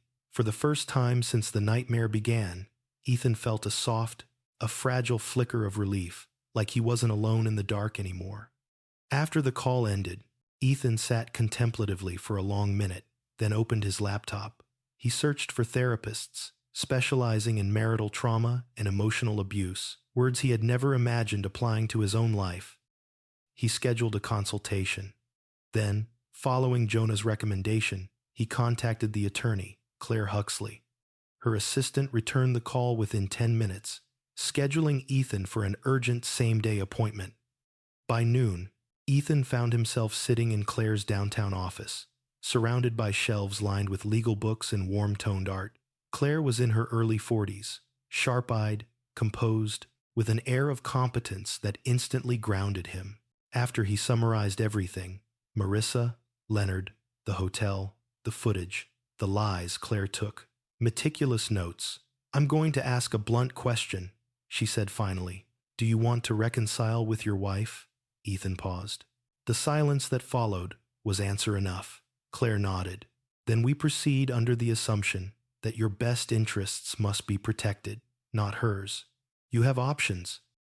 But first we need to understand your exposure. Financial, legal, reputational." She leaned forward. "Do you share accounts?" "Yes." "Does she have access to your savings?" "Yes." "Retirement?" "Yes." Claire exhaled softly. "All right. Then we move quickly." She outlined steps Ethan should take: securing passwords, pulling statements, monitoring withdrawals, and documenting everything. When she finished, she said something that hit Ethan harder than the legal advice. "I need you to understand that manipulation doesn't always look like cruelty. Sometimes it looks like ambition. Sometimes it looks like charm. Sometimes it looks like someone telling you that their needs are more important than your boundaries." Ethan felt the words land deep. Claire closed her notebook. "You're not weak for being deceived. You're human. And now that you see the truth, your job is simple. Protect yourself." Leaving her office, Ethan felt steadier than he had in weeks. Not healed, not whole but anchored. Yet the universe wasn't done testing him. That evening, as he walked into his apartment building, his phone vibrated again. A call from an unknown number. He answered cautiously. "Hello, Mr. Cole." The voice was crisp. Female. "This is Cassandra Briggs." His breath caught. Leonard's wife. He hadn't expected her voice to sound so calm, controlled, like someone who had been here before, on the edge of discovery, betrayal, and something darker. I believe, Cassandra continued, that you and I need to talk. Ethan hesitated. About what? She inhaled sharply. About what our spouses have been doing behind our backs. About the money, the lies, the scope of this situation. Ethan's pulse quickened. Why are you calling me? Because, Cassandra said, Leonard is protecting himself, and your wife is protecting herself. The only people who gain nothing from lying are you and me. The line went silent for a moment, heavy with implication. Cassandra added, I have information you need, Mr. Cole, and I suspect you may have information I don't. Like what? Ethan asked carefully. Like why? She said. There have been payments moving through accounts your wife shouldn't have access to. Payments tied to a shell corporation my husband created. Ethan felt something cold drip down his spine. He hadn't reached that part of the financial investigation yet, but Claire had warned him something was off. Will you meet me? Cassandra asked. Public place. Neutral ground. I don't want trouble. I want truth. Ethan didn't answer immediately. He looked around his apartment, the framed photos, the clean countertops, the ghost of a life that had already ended. I'll meet you, he said finally.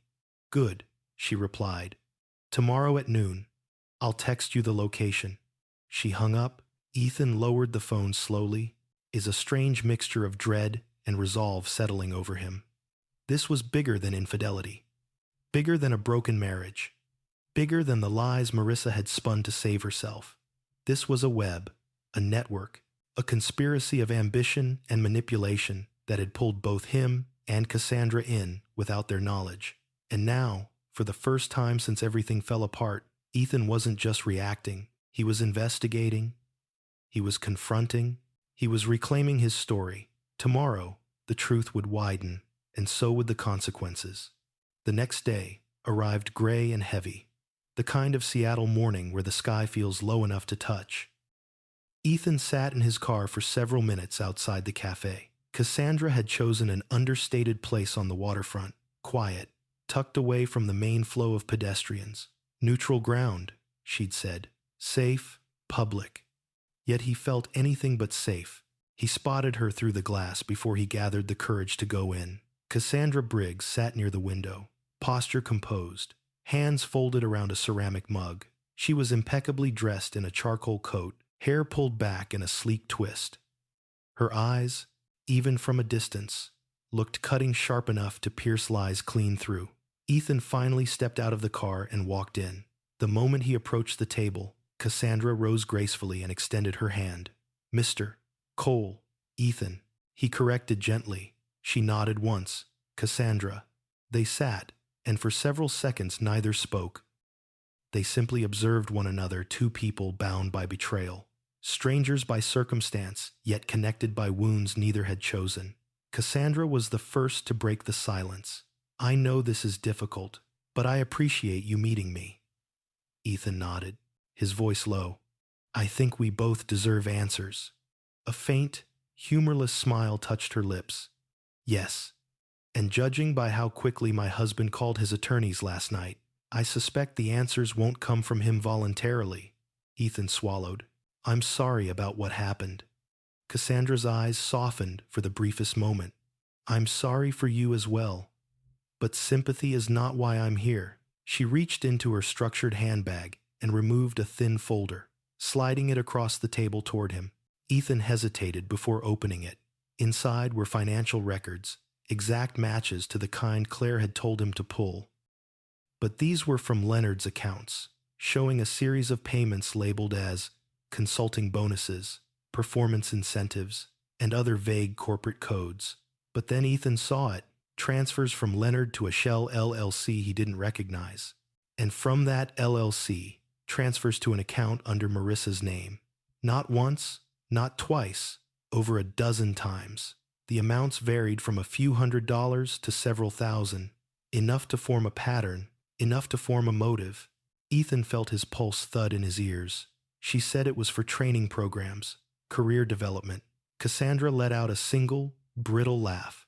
My husband doesn't pay for anyone's career development, not without getting something in return. She lifted her mug, and he certainly doesn't funnel money through a shell corporation unless he's hiding the transaction. Ethan stared at the statements, feeling the room tilt. Why did he do this? For leverage, Cassandra replied. For control. For access. Leonard's affairs aren't romantic, Mr. Cole. They're strategic. He chooses ambitious women, women who want power, influence, or opportunity. Women he can groom. Ethan stiffened. Cassandra caught the reaction instantly. Yes, she said quietly. I imagine your wife used that word too. Ethan looked up sharply. Cassandra's eyes were calm, almost gentle. Leonard has a pattern. He frames himself as a mentor. Then he blurs boundaries. Then he creates dependency. Financial, emotional, professional. Once the woman is compromised, he steps back and forces her to scramble to maintain what she gained. It's not grooming in the predatory sense. It's manipulation cloaked as opportunity. Ethan's stomach churned. So she was coerced. Coerced, Cassandra repeated. Influenced, seduced by ambition. That's for you to decide. But understand this, Leonard never forces. He simply offers what they already crave. Ethan absorbed the words like blows. He'd known Marissa was driven, hungry for success, but he never imagined she would trade intimacy, honesty, and the integrity of their marriage. For a ladder she believed Leonard could help her climb. Cassandra leaned back. Now tell me what you know. So he did. He told her about the hotel, about the footage, about the staged narrative, about Marissa's spinning story, her plea for him to cover for her, her scramble for damage control. Cassandra's expression shifted through several shades of emotion, sadness, anger, resignation, but always returned to composed neutrality. When Ethan finished, she exhaled. That aligns with what I suspected. Leonard promised her something he never intended to deliver. What did he promise? Ethan asked. Cassandra's jaw tightened.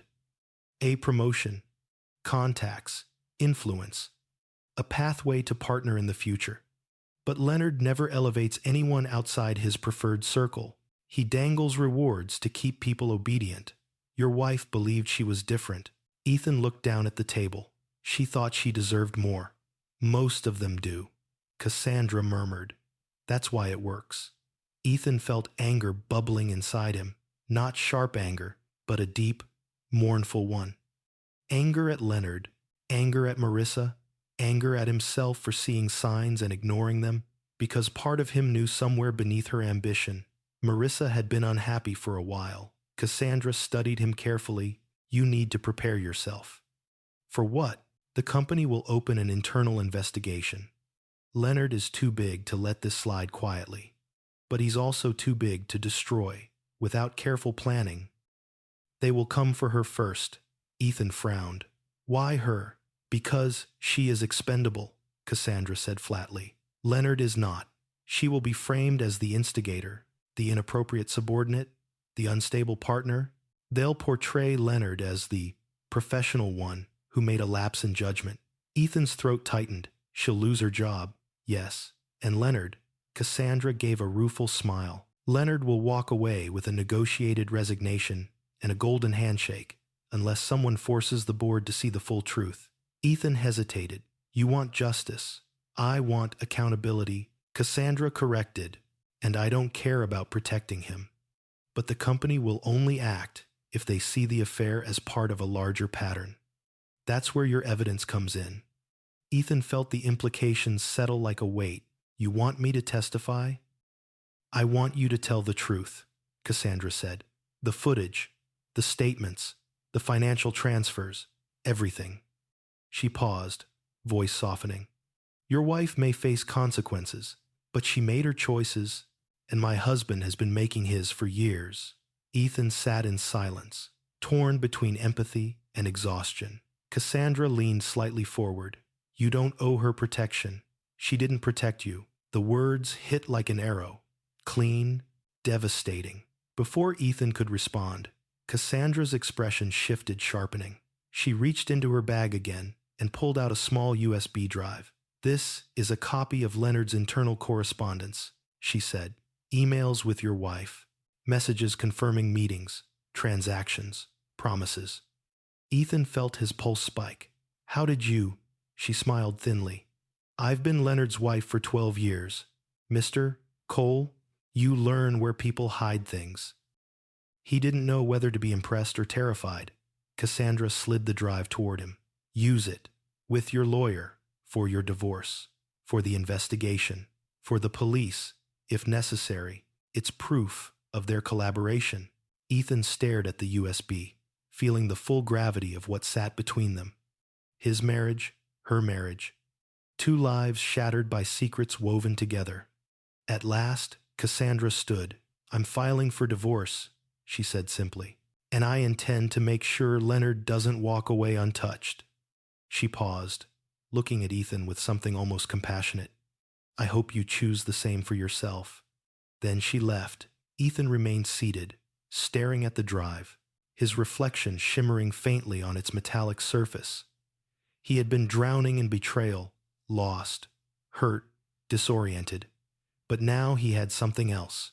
A path forward, a truth to speak, a chance to stop being a victim of Marissa's ambition and Leonard's manipulation. He didn't know yet what justice looked like. But for the first time, he knew he wanted it. The divorce proceedings began not with fire and fury, but with paperwork cold, impersonal, methodical. Ethan sat in Claire Huxley's office again. Surrounded by legal documents and quiet efficiency, he had thought the emotional breaking point would be the confrontation at the hotel, or the footage, or Marissa's admission that she had traded fidelity for ambition. But no, this was a different kind of breaking.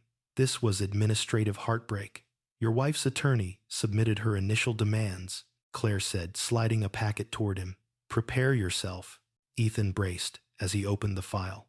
Inside was a list of requests so staggering, so unforgiving, that he wondered if Marissa had written them with the same ruthlessness she used at work. Spousal support, half of their joint savings, a portion of his inheritance from his late father, compensation for emotional distress caused by the dissolution. Ethan couldn't speak at first. Claire, unfazed, crossed her legs and tapped her pen.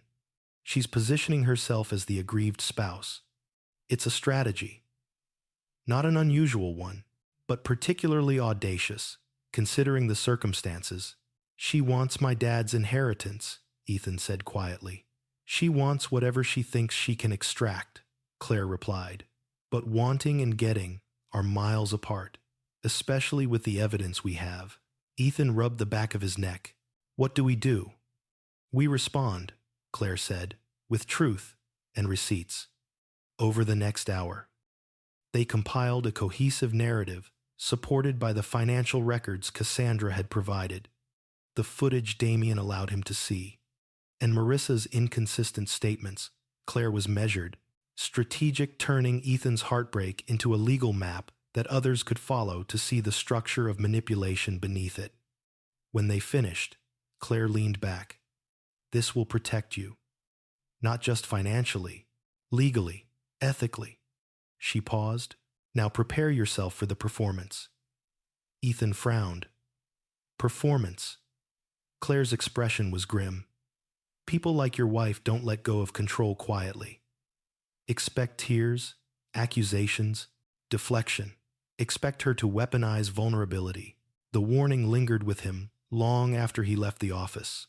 The mediation session was scheduled for the following week. Ethan spent the days leading up to it in a haze of therapy sessions, financial tracking, and quiet evenings alone. The apartment felt emptier than ever, as if Marissa's absence had scooped out parts of him he didn't know were missing until now. He tried to fill the space with simple routines, cooking for one, taking evening walks along the water, journaling feelings that still felt like foreign terrain. Some nights he slept, some nights he didn't. On the morning of mediation, rain lashed the city violently, as if Seattle were trying to wash the world clean before Ethan walked into the meeting. He arrived early at the neutral office, where mediations took place. A sterile building with frosted glass and soft music piped into every hallway. Claire met him in the lobby, offering a reassuring nod. When Marissa arrived, it was as if the storm outside had followed her in. She wore a blazer too sharp for the occasion, makeup flawless, hair perfectly styled. But her eyes were frantic, darting between Ethan and Claire with a mixture of anger and desperation. Her attorney, a man named Richard Gray, placed a steadying hand on her arm before they entered the conference room. Ethan wondered if Richard had already warned her she might not win. Everyone took their seats around a long table. The mediator, an older woman with soft eyes but a firm voice, began by outlining expectations: calm, civility, truthfulness. Ethan listened carefully. Marissa stared straight ahead, lips pressed tightly together. Richard began. My client seeks a fair and equitable division of assets and support, given the emotional trauma and financial reliance she experienced during the marriage. Ethan kept his gaze neutral. Claire responded smoothly, and my client seeks the same fairness based on factual evidence. Marissa's jaw twitched. Richard continued. Mrs. Cole asserts that Mr. Cole abandoned the marriage when she was vulnerable and recovering from a traumatic event. Claire opened her folder with deliberate grace. Mrs.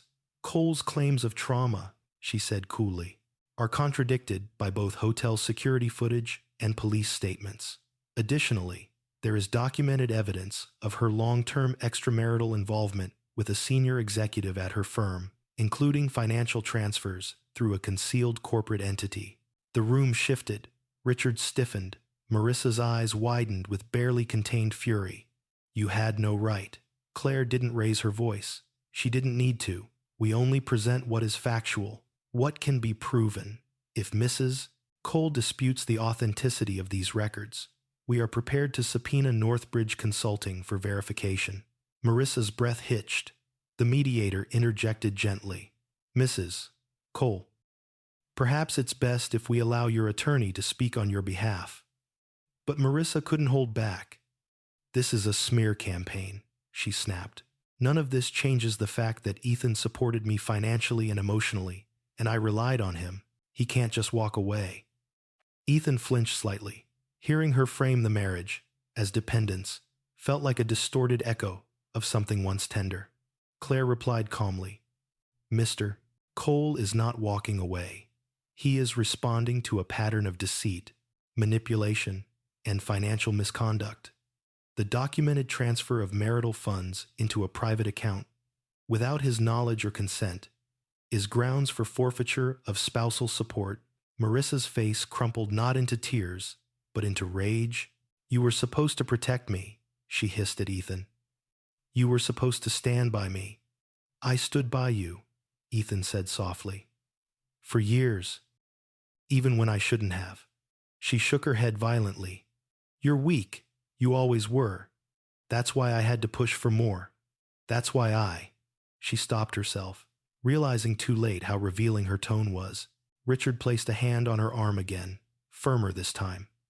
Marissa, he warned under his breath, but the mask had slipped, and it was too late.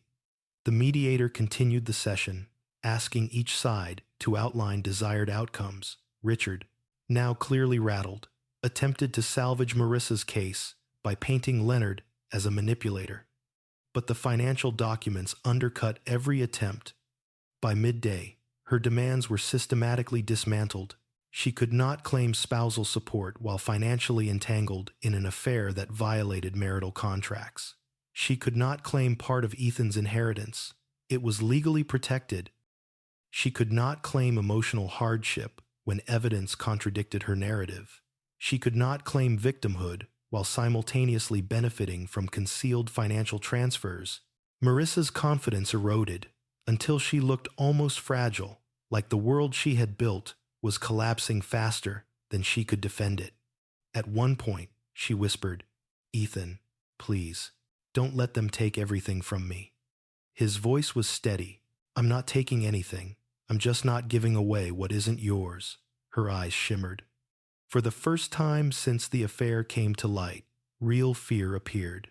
Fear not of consequences, but of standing alone, without the scaffolding she believed she deserved. By the end of the session, the settlement leaned overwhelmingly in Ethan's favor. Marissa walked out with far less than she'd demanded, and for the first time, Ethan felt something close to relief, quiet, profound, not triumphant but necessary. Claire placed a gentle hand on his shoulder afterward. "You handled that with integrity," she said. "You should be proud." He wasn't proud, but he was lighter. Leaving the mediation building, he stepped into crisp afternoon air. The rain had stopped, leaving the city washed clean and glistening. Ethan inhaled deeply. Letting the cold air fill a space in him that had been hollow for months, he didn't feel victorious. He felt free, and freedom, he realized, was the first step toward healing. 6 months later, the world felt different, lighter, quieter, somehow fuller, even in its simplicity. Ethan had moved into a smaller apartment near the water, a place with warm wood floors and wide windows that let in the early morning glow. Gone were the sterile white walls of his old home. The ones Marissa insisted looked professional and aspirational. This new space felt real, lived in, honest. He had donated their old couch, their designer lamps, the glass dining set she'd chosen without consulting him. Objects that once symbolized status now felt like artifacts from a life that wasn't truly his. Here, he surrounded himself with softness, earth tones, thrifted shelves, plants he was learning not to kill, and old photographs that reminded him who he was before everything fractured. His camera, once forgotten in a drawer, now sat on the windowsill, always ready to capture whatever small beauty the day offered. A reflection on the water, a sailboat drifting by, the quiet silhouette of the city at dawn. Photography had been his passion before life became too busy, too heavy. Rediscovering, it felt like reclaiming a forgotten language. Therapy had become a weekly ritual, one that no longer felt like triage but like exploration. His therapist, Dr. Larson, had a way of asking questions that opened doors Ethan didn't know were there. "What did you learn about yourself through the divorce? That I ignore warning signs to keep the peace. And now I'm learning peace doesn't come from pretending." He still had bad days, moments when betrayal felt fresh, when flashes of the hotel room came uninvited, when Marissa's voice echoed in his mind, calling him weak. But those moments didn't define him anymore. They passed, and when they did, they left behind a version of Ethan that was a little sturdier, a little more self-assured. Jonah became a steady presence too, dragging Ethan out for hikes, hosting game nights, reminding him how to laugh without forcing it. "Healing isn't linear," Jonah said one night over craft beers. "It's more like jazz, messy but beautiful if you let it be." Ethan had smiled at that, one of the first genuine smiles in months. Work, too, became a source of grounding. His colleagues noticed a change. He was more assertive, more vocal, less deferential. He didn't shrink anymore. He didn't apologize for his ideas or his presence. He began leading projects, not because he sought power, but because he finally believed he had something worth listening to. And then there were the unexpected moments of connection. On a soft Saturday morning in early autumn, Ethan wandered into a small cafe near his apartment, a place he'd been to once or twice but never lingered in. He ordered a black coffee and sat near the window, editing photos on his laptop. That's when he heard a familiar low voice. "Didn't think I'd see you in this part of town." Ethan looked up to see Damien Holt standing by the counter, ordering tea. He looked different out of uniform, casual, approachable. Wearing a wool jacket and a relaxed expression Ethan had never seen during the chaos of that night. Ethan waved him over. "Damien, hey, it's been a while." Damien came to the table, tea in hand. "Mind if I sit, please?" They fell into easy conversation. Damien told him he'd been promoted to director of security at the Harbor Crest, a role he'd earned after several years of diligent service, and, he admitted with a faint smirk, navigating high-profile hotel disasters without losing my sanity. "And you?" Damien asked. How's life after? Everything. Ethan considered the question. Different, he said, but good. I think I'm finally myself again. Damien nodded approvingly. You look it. They talked for nearly an hour. At one point, Damien sighed and shook his head. By the way, Leonard, he didn't get the graceful exit he expected. Cassandra pressed the board hard. So did other employees. Once rumors leaked, turns out your case gave a lot of people courage. Did he get fired? Ethan asked. Officially, voluntary resignation, Damien smirked. Unofficially, he got burned. Hard. No major firm will touch him. His reputation is radioactive. Ethan absorbed the information with a quiet sense of closure. Not satisfaction, not revenge, just balance being restored in the universe. And Cassandra? Ethan asked. She's doing well, Damien said.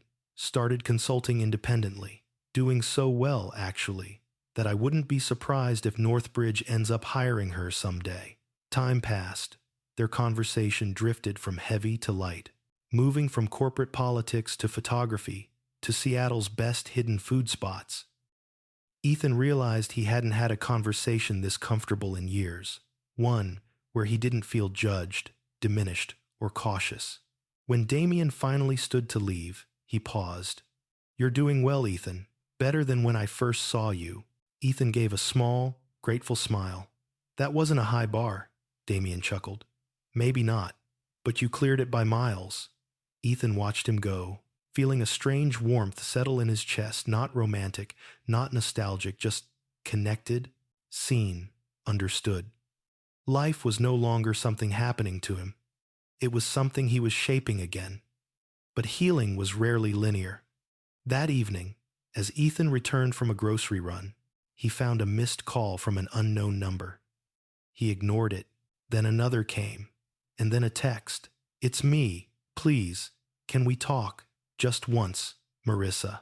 The name hit him harder than he expected, less like a punch and more like a phantom ache.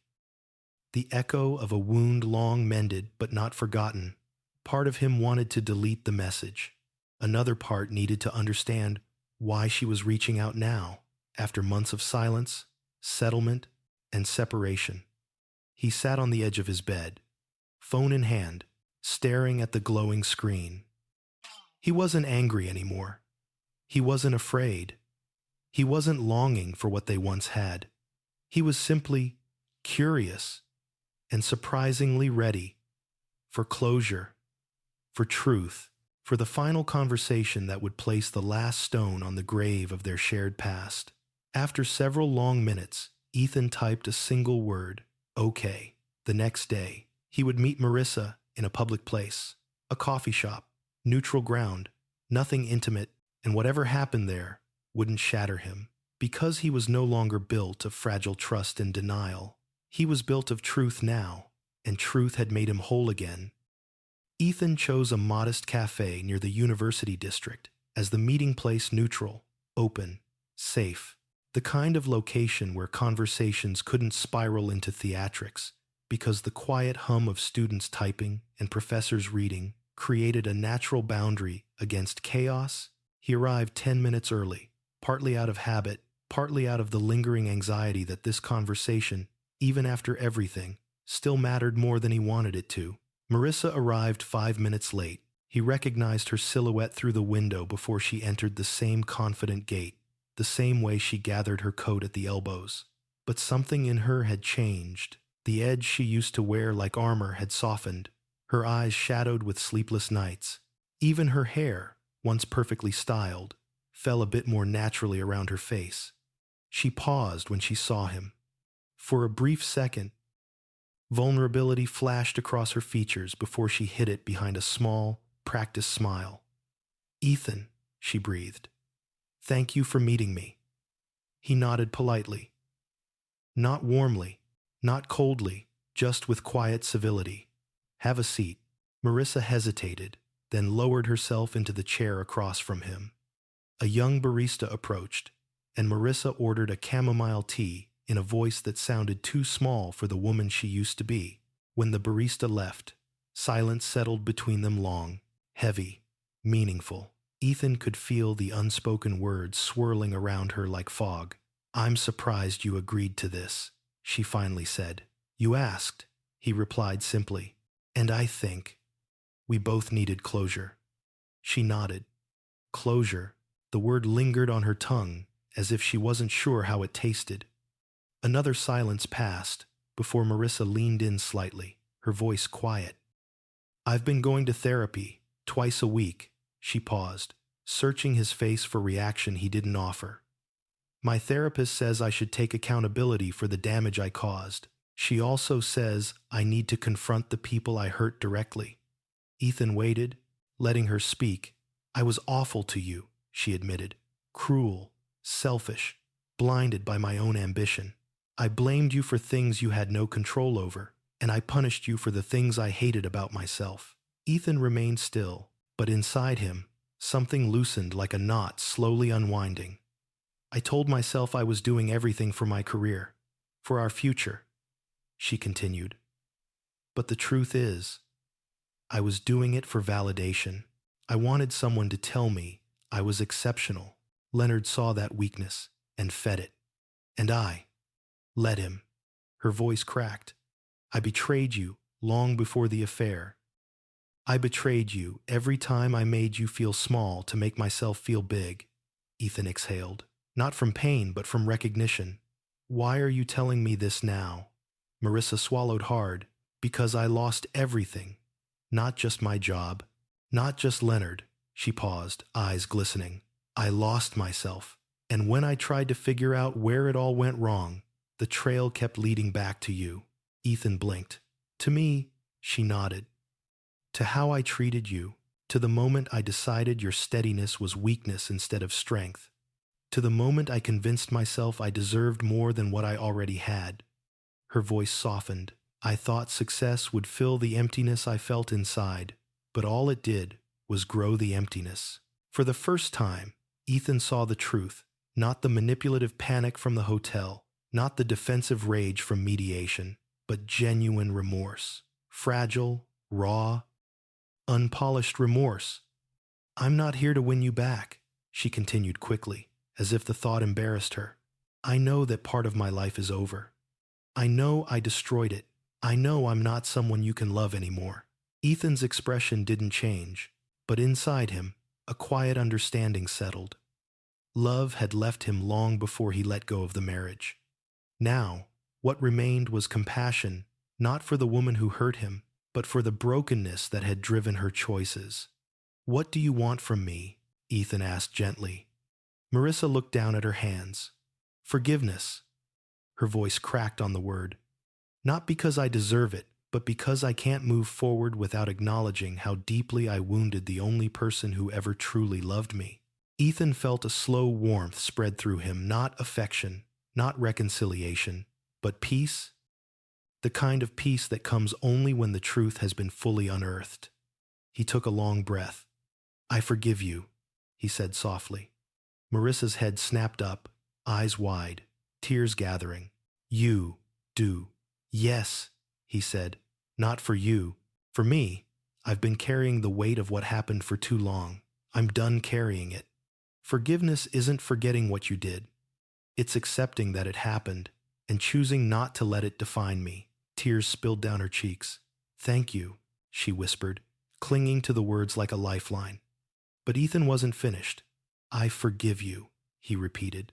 But I don't want you back in my life, not as a partner, not as someone I lean on, not as someone who leans on me. We're done, Marissa. We've been done for a long time. This conversation is the end of our story. She nodded slowly, as if absorbing a truth she already knew but needed to hear aloud. I won't ask for anything more, she said. I promise. I just needed you to know I'm trying to be better. I hope you do become better, Ethan said genuinely. For yourself. Marissa wiped her cheeks. I'm glad you're doing well. Jonah said, You've picked up photography again. I always knew you had talent. Ethan offered a faint smile. It's good to feel like myself again. She nodded, looking at him with a bittersweet softness. Goodbye, Ethan. Goodbye, Marissa. She stood, hesitated as if wanting to say something else, then turned and left the cafe. Ethan watched her walk away, not out of longing, but out of closure. When the door closed behind her, he felt something inside him lift. A final weight released. A chapter ended not with rage or revenge, but with clarity and grace. The kind of ending he once thought impossible. He stayed at the cafe for another half hour, sipping his coffee slowly. Outside, the late afternoon sun broke through the clouds, scattering soft golden light across the street. For the first time in a very long time, Ethan felt aligned with his own life, present in it, owning it. When he finally stood to leave, he caught his reflection in the cafe window, calmer, stronger, a man rebuilt rather than broken. He stepped out into the fresh air, letting the sunlight hit his face. His story wasn't over.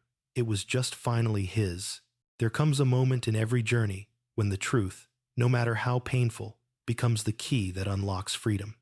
Ethan learned that love without boundaries becomes sacrifice, and sacrifice without reciprocation becomes self-erasure. Betrayal didn't destroy him. It revealed the places within him that needed healing, strength, and rediscovery. Marissa's choices were rooted in wounds she never addressed, seeking validation in all the wrong places.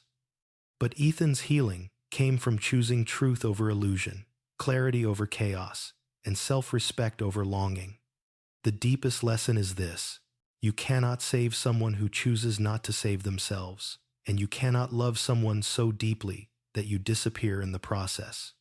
Healing begins the moment you step back into your own story. If this story resonated with you, share your thoughts in the comments. Have you ever ignored your instincts for love? Don't forget to like, share, and subscribe for more cinematic stories of betrayal, redemption, and emotional rebirth.